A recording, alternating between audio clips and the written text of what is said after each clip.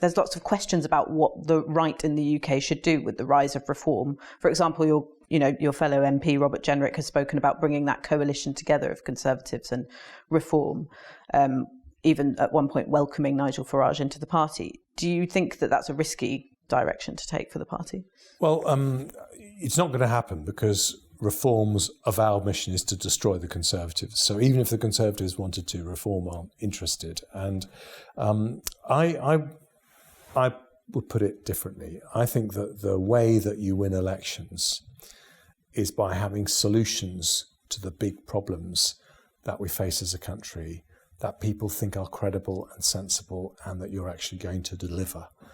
And I think there is a massive gap in the market in British politics for a party that really does offer those solutions. I don't think with his £80 billion of unfunded tax cuts, Nigel Farage is offering those solutions. So far, we haven't really seen them from Keir Starmer and Rachel Reeves. So I think the Conservative Party needs to move on from contrition. I mean, we had our worst ever general election defeat, to ideas and solutions, and that needs to be the next stage. Do you think Kemi Badenoch's focusing enough on that stage? Well, I think she's right that you had to have a period of effectively of silence, but I think now we need to move on and having, recognised and licked our wounds for a bit, we now need to start get out there and arguing for the solutions we believe in. The name of the book, Can We Be Great Again? We're going to come on to the US president later in the conversation, but why did you borrow from Donald Trump's phrase for your title?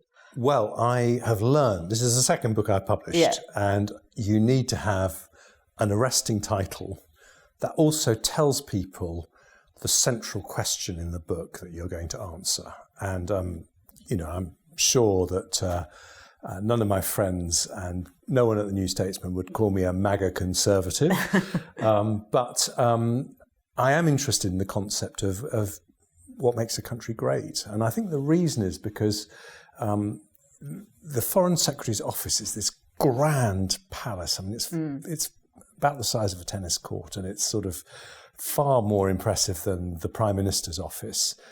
And I'm sure David Lammy's had exactly the same thought, but you ask yourself, is this an imperial delusion when you're welcoming, foreign ministers from other countries? And my definition of great is a country that can shape the world as well as be shaped by it. Mm-hmm.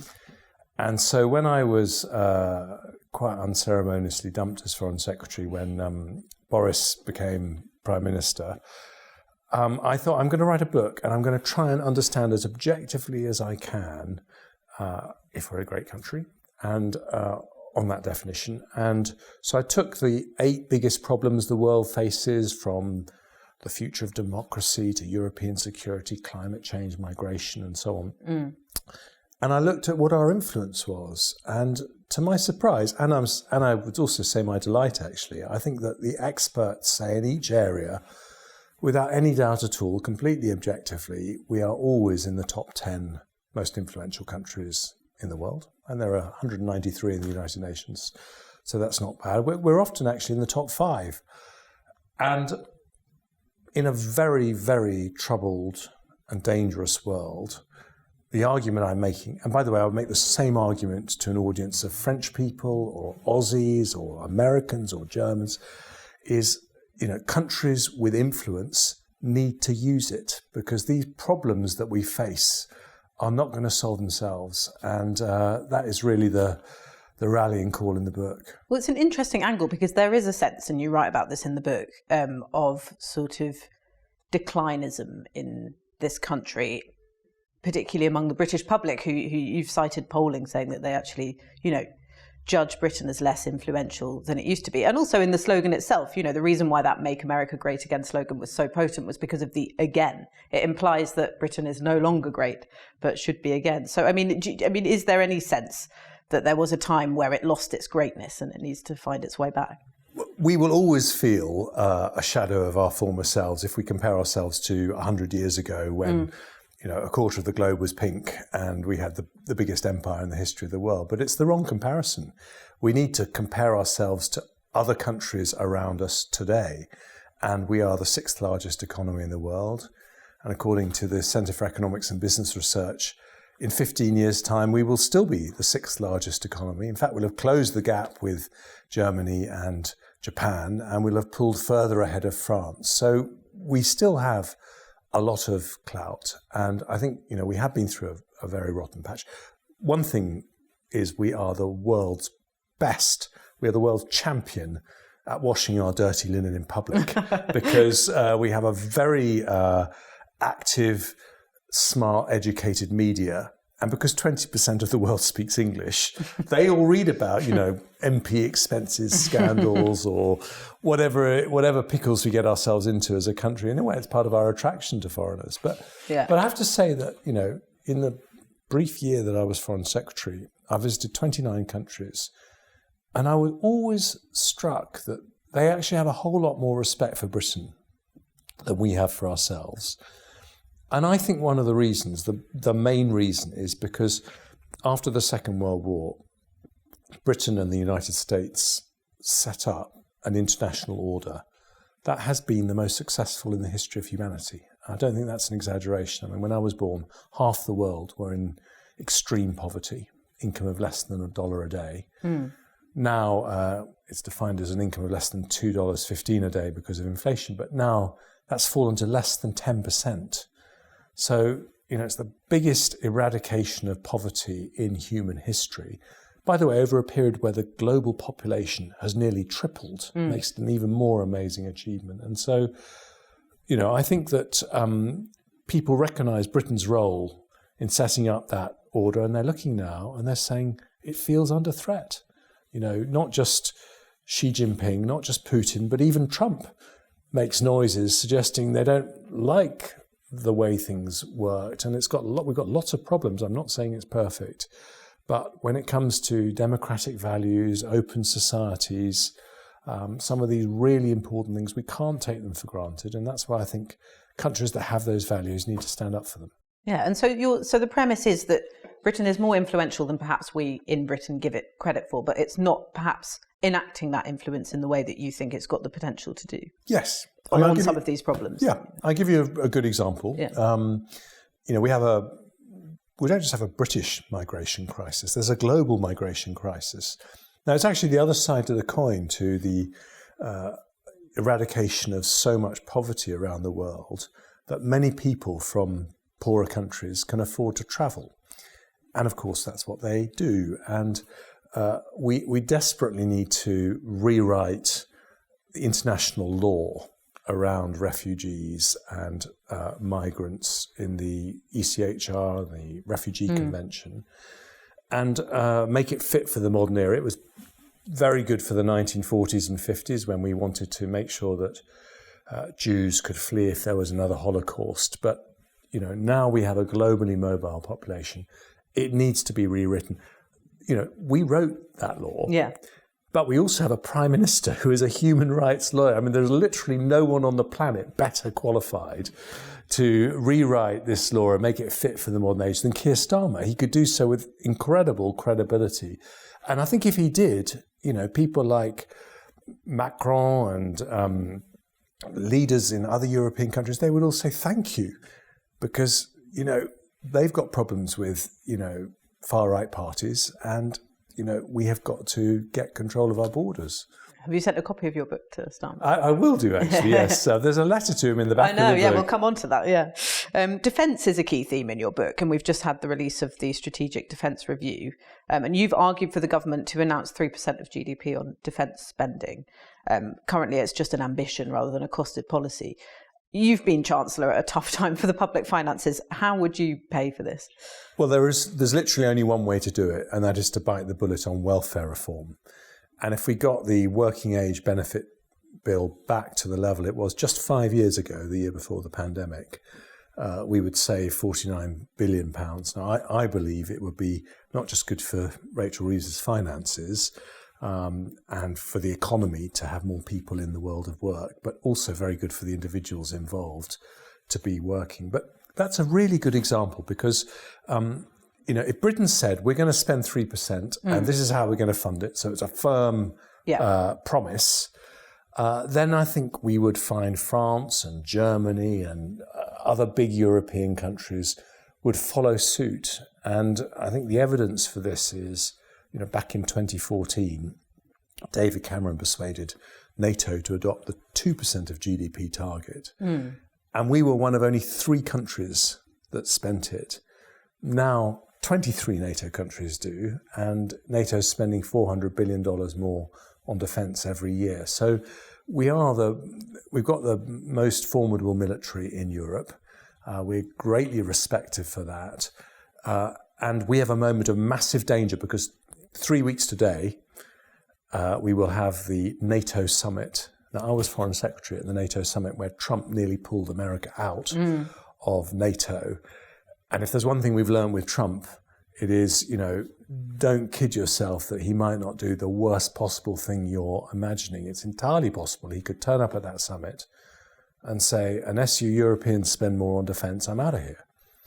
And then we wouldn't be arguing about whether it's 2.5% or 3% of GDP. It would be 5 or 6% of GDP. So this is a moment when the UK really could show leadership. And by the way, I think Keir Starmer has done a very good job on the international stage. I think, that's an area where he's navigated some of the pitfalls very impressively. And, this is a big problem that he could help solve. Okay. You mentioned, actually, in the book, one of your regrets from your time in office is that you didn't go far enough on welfare reform. I mean, I wonder, what would you do to reform welfare in Rachel Reeves' position exactly to save that money that you mentioned? Well, I think where it's gone wrong is the way it treats people with mental health conditions. Because, if you have anxiety or depression, this gets you more points under the system that we have for disability benefits and universal credit. But when I was health secretary, every doctor always said to me that if you have got a mental illness, social contact is really important. Yeah. And I think what we should be doing is saying, if you've got mental illness, we're going to treat you. At the moment, we're signing off 80,000 people every year, around half for mental illness. And we're not just saying you don't have to work, we're saying you don't even have to look for work. And I think that's really bad for the individuals involved, as well as being very expensive for the Exchequer. So, it's a trivial example, but, I said we'd save 49, it's not a trivial example, actually. I said we'd save £49 billion a year. You could double the number of people doing NHS talking therapies for $1 billion of that saving.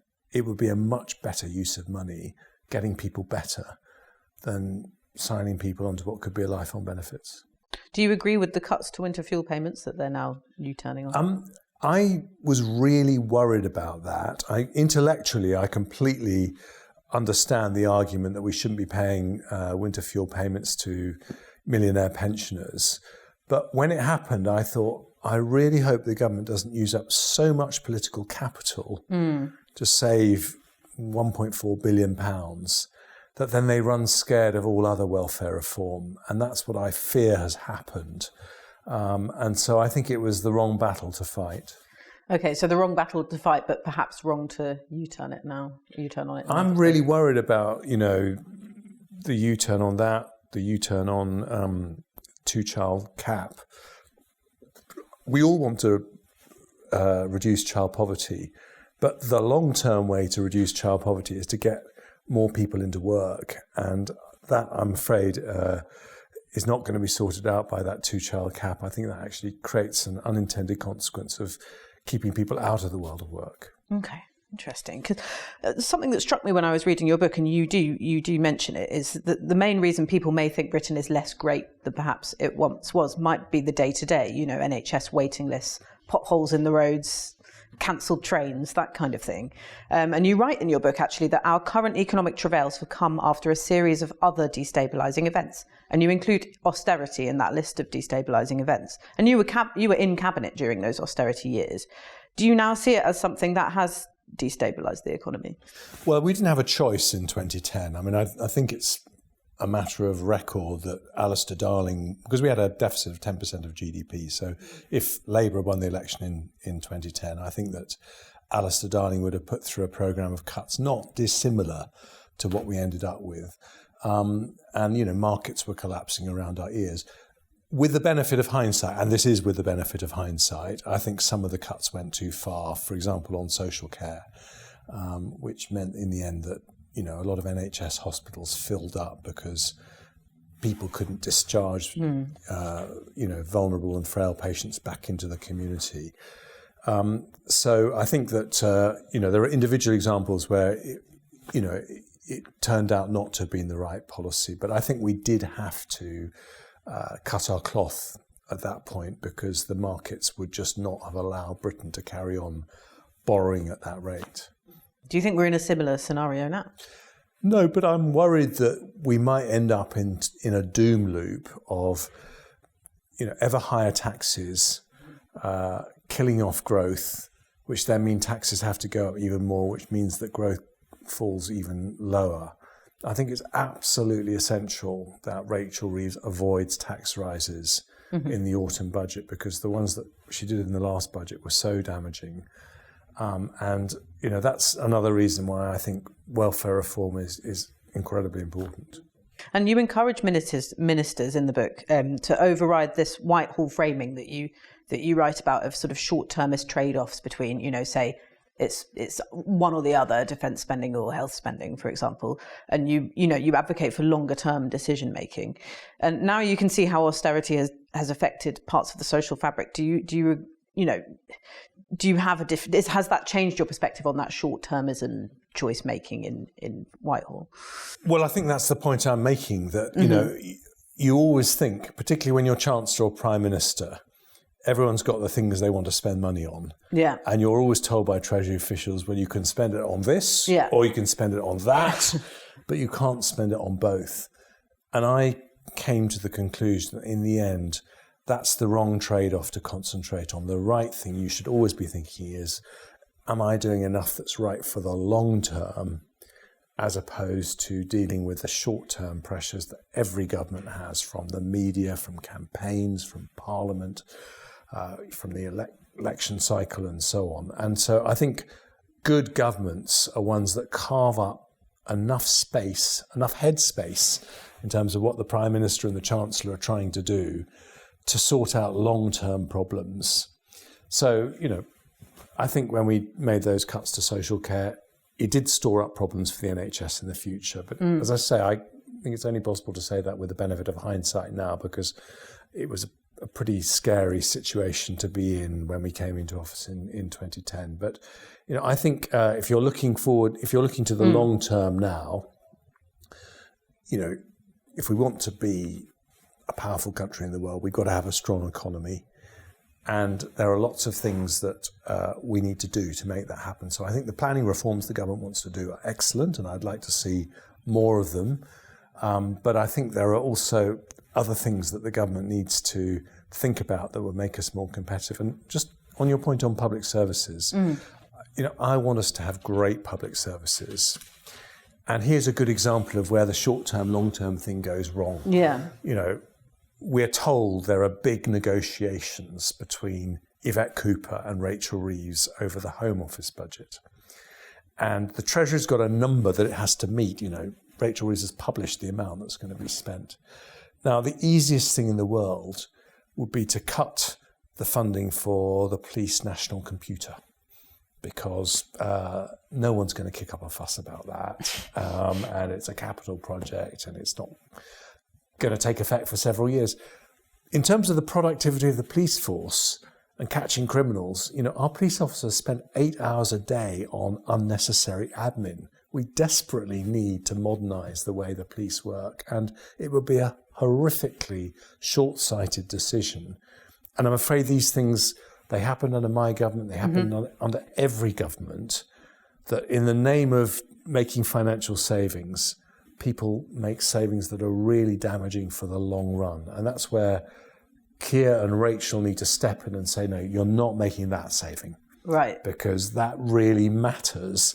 And that's why, until we have the long-term workforce plan for the NHS, we never trained enough doctors, because no health secretary or chancellor particularly cared about whether we were training enough doctors, because it takes 7 years. So this is really a debate about how many doctors the NHS has in a decade's time.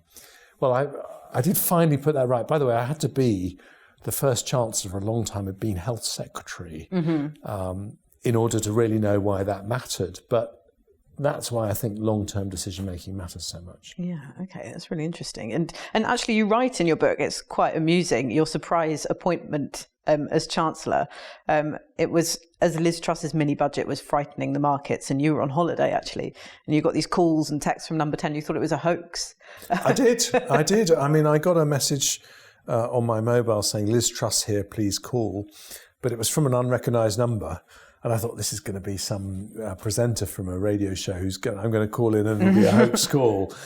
So I said to my wife, we were on holiday, we were having a weekend in Brussels at the time. I said, I can't believe people think I'm so gullible. And I didn't call it back. And then Number 10 switchboard called, but it was an unrecognised number, so I didn't take the call.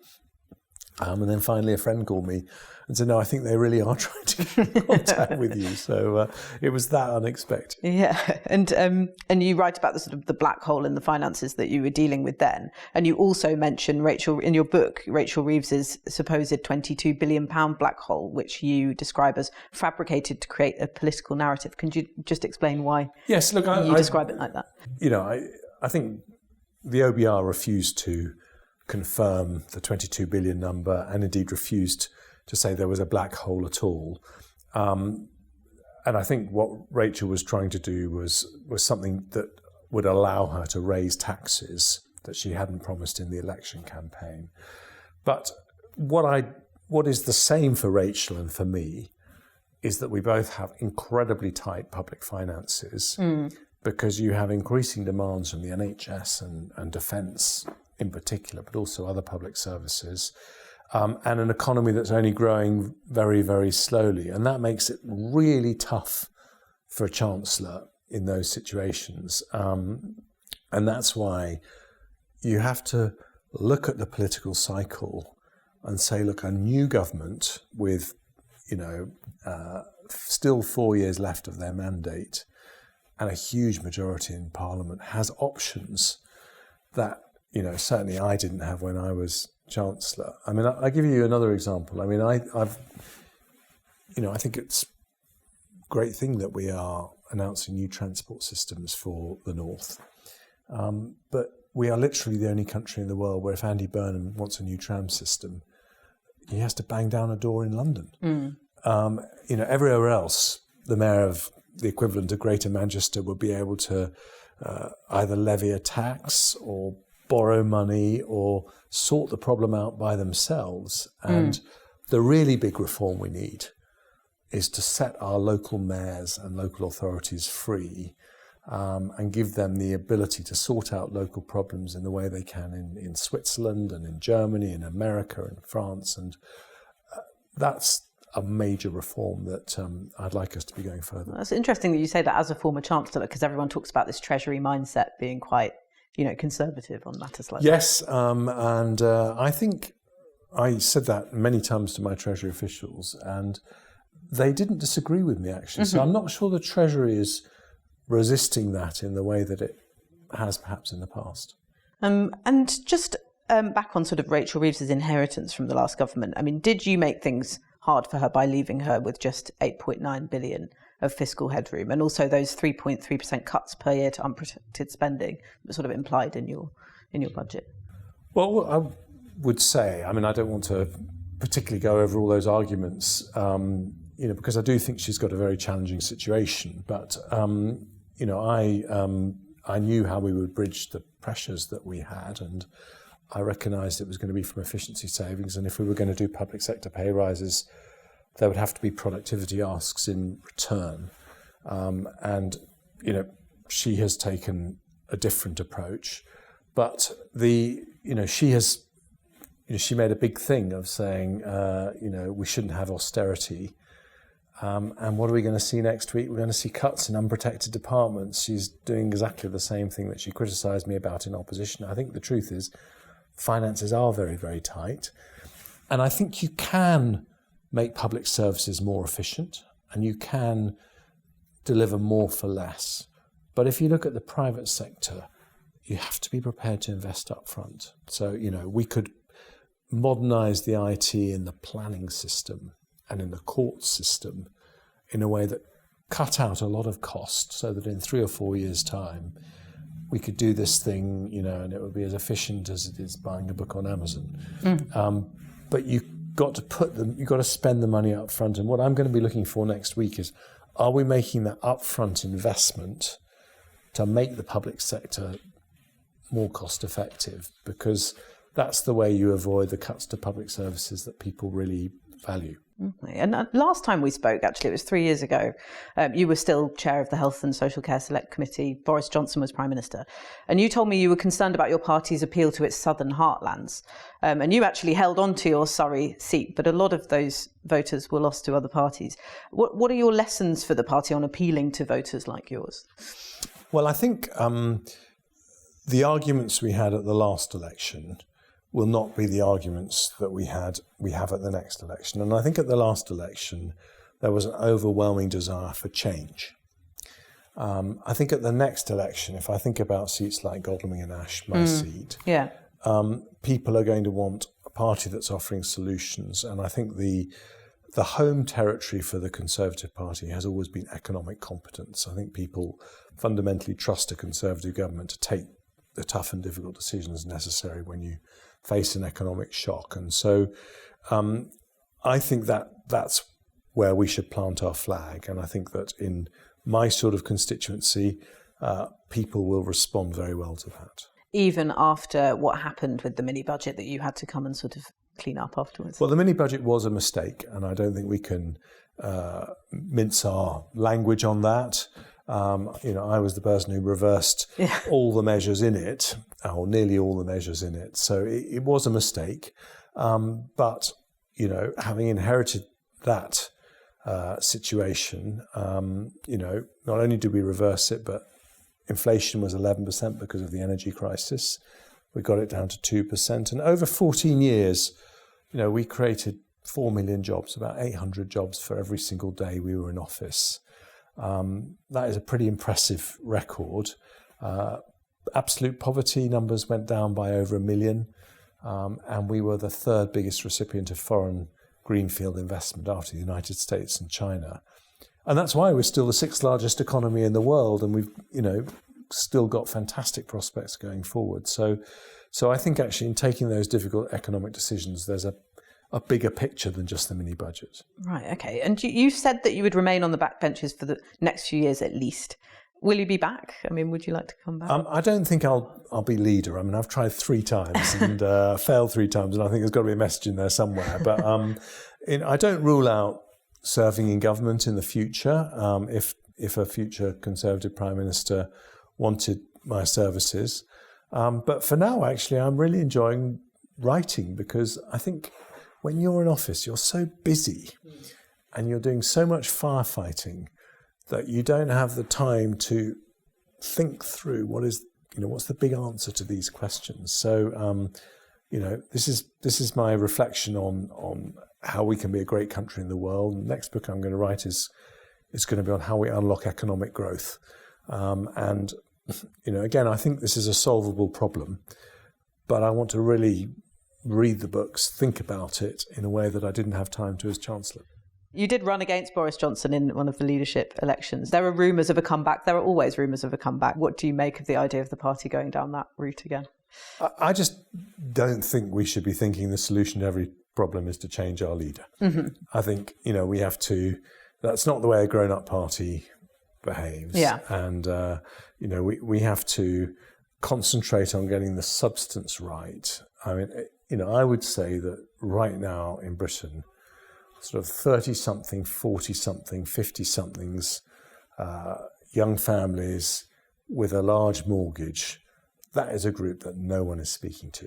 Right. And that is where the Conservative Party should be addressing our ideas for the future.